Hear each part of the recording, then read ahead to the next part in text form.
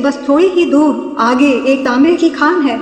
हे भगवान, हीरे की इतनी बड़ी खदान। वैसे वही रुक मत जाना, यह तो केवल शुरुआत है। सभी खदानों के बारे में जानता हूँ, चांदी, सोना, हीरे।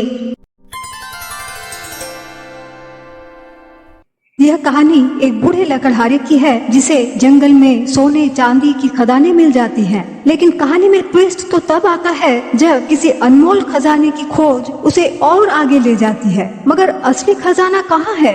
यह कोई साधारण कहानी नहीं, यह आत्म खोज की यात्रा है जहाँ हर मोड़ पर एक नई खदान है। आइए सुनते हैं लकड़हारे की यह अद्भुत कहानी।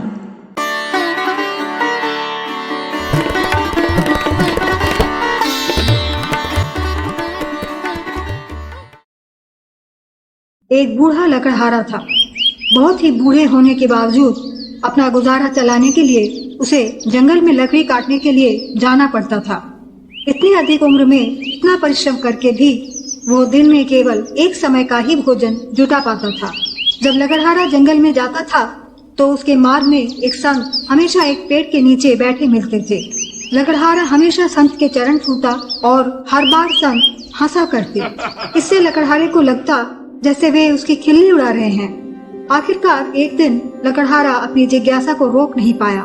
उसने कहा, ऋषिवर, मैं प्रतिदिन 2 बार आपके चरण स्पर्श करता हूँ, जंगल में जाते समय और जंगल से वापस आते समय। आश्चर्य की बात है कि हर बार आप हंसते हैं, ऐसा क्यों?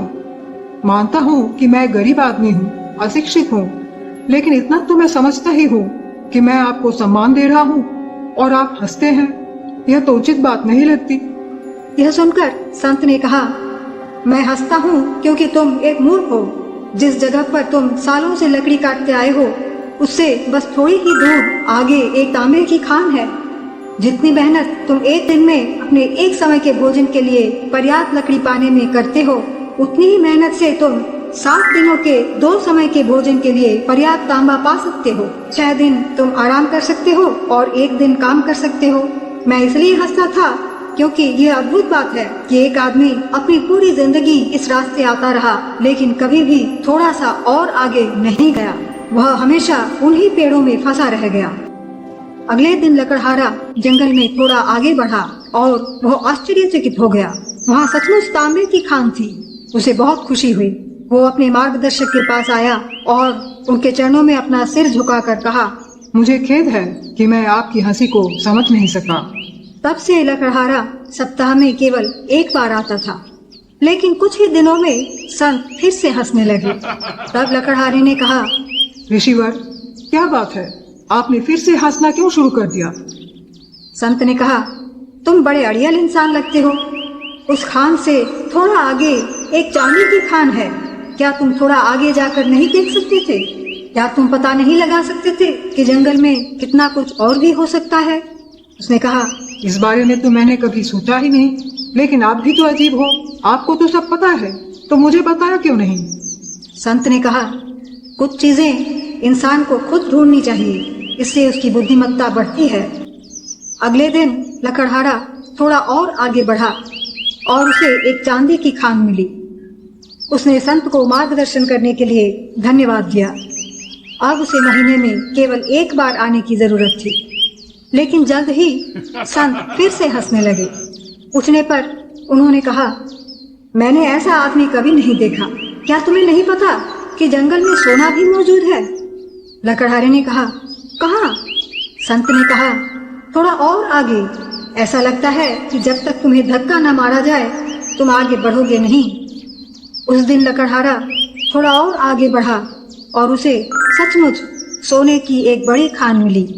उसने मन में कहा, हे भगवान, मेरे पूरे जीवन में मैं इतना सोना ले जा सकता था कि मैं लगभग राजा बन जाता।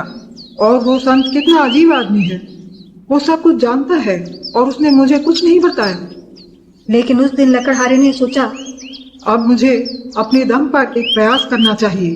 हो सकता है शायद आगे कुछ और भी हो। और सचमुच था भी। आगे एक हीरे की खदान थी। लकड़हारे ने कहा, हे भगवान, हीरे की इतनी बड़ी खदान! वो संत सब जानता है और वो मुझे मूर्ख समझता है। मूर्ख तो वो है कि इन सारी चीजों के बारे में जानते हुए भी वो पेड़ के नीचे बैठा रहता है कि कब उसके शिष्य भीख मांगकर उसे खाना ला देंगे। हाँ, और वो कहता है कि मैं मूर्ख हूँ। लकड़हारा हीरे पाकर खुशी से नाचता हुआ संत के पास आया और कहा, अब आप नहीं कह सकते कि मैं मूर्ख हूँ, मैंने हीरे ढूंढ लिए हैं। संत ने हीरो को देखा और हंसकर कहा, ये अच्छा है, फिर भी तुम मूर्ख ही हो। वैसे वही रुक मत जाना, यह तो केवल शुरुआत है। लकड़हारा कुछ समझ नहीं पा रहा था। उसने कहा, लेकिन ऋषिवर, इससे आगे और क्या हो सकता है? संत महात्मा ने कहा, इसके आगे मैं हूँ, नहीं तो मैं यहाँ क्यों बैठा हूँ? मेरे पास हीरे से भी ज्यादा मूल्यवान कुछ है। लकड़हारे ने कहा, अब मैं आपको नहीं छोड़ूंगा जब तक आप मुझे ठीक से नहीं बताते। संत ने कहा, तुम देख सकते हो कि मैं इन सभी खदानों के बारे में जानता हूँ, चांदी, सोना, हीरे, और मुझे इनकी परवाह नहीं है, क्योंकि कुछ और है जो जंगल में नहीं बल्कि मेरे और तुम्हारे भीतर है, बस थोड़ी गहराई में, बाहर नहीं बल्कि अंदर। और क्योंकि मैंने उसे पा लिया है, मुझे इन हीरों की परवाह नहीं है। अब यह तुम्हारे ऊपर है, तुम अपनी यात्रा हीरों पर खत्म कर सकते हो, लेकिन याद रखना तुम मूर्ख ही रहोगे, और मैं इसका प्रमाण हूँ, क्योंकि मैं इन सभी खदानों के बारे में जानता हूँ और मैंने इनकी परवाह नहीं की। इससे तुम समझ सकते हो कि कुछ और बड़ा है जो मेरे पास है, जो कभी बाहर नहीं मिलता। चाहे तुम कितनी भी दूर जाओ, यह तुम्हारे भीतर पाया जाता है। लकड़हारे ने हीरे गिरा दिए। उसने कहा, लीजिए, मैं यहीं आपके पास बैठ गया। जब तक आप यह विचार नहीं छोड़ते कि मैं मूर्ख हूँ, मैं यहाँ से हिलने वाला नहीं हूँ। धीरे धीरे शाम हो चली। संत ध्यान में मग्न थे और लकड़हारा उनके पास में बैठा था। जैसे जैसे रात गहरी होती गई, वातावरण शांत और स्थिर होता गया। लकड़हारा भी शांत और स्थिर होता गया, और अचानक उसे उस महात्मा की मानसिक तरंगों या वाइब्रेशंस का अनुभव होने लगा। उसे कुछ दिख नहीं रहा था, लेकिन उसका हृदय अति आनंद से नृत्य कर रहा था। वह कुछ कह नहीं पा रहा था, लेकिन पहली बार उसका संपूर्ण अस्तित्व अति आनंद की अवस्था में था। गहरे ध्यान की स्थिति में ऐसा ही होता है। वह एक सरल, साधारण, मासूम लकड़हारा था। ज्ञानी जनों के लिए ध्यान में इतना गहरा उतरना कठिन होता है। गुरु के प्रभाव से सरल, निश्चल लकड़हारे के लिए यह मुश्किल नहीं था। वह गहरी शांति और परमानंद की स्थिति में प्रवेश कर गया था। संत ने ध्यान की अवस्था से उसे जगाया और कहा, वत्स, यही वह जगह है। अब तुम्हें जंगल में जाने की जरूरत नहीं है, और मैं तुम्हारे लिए मूर्ख यह शब्द वापस लेता हूँ। अब तुम समझदार और बुद्धिमान बन गए हो।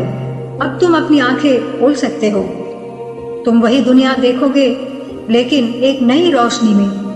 रंग वही होंगे, लेकिन सब कुछ चैतन्यमय होगा।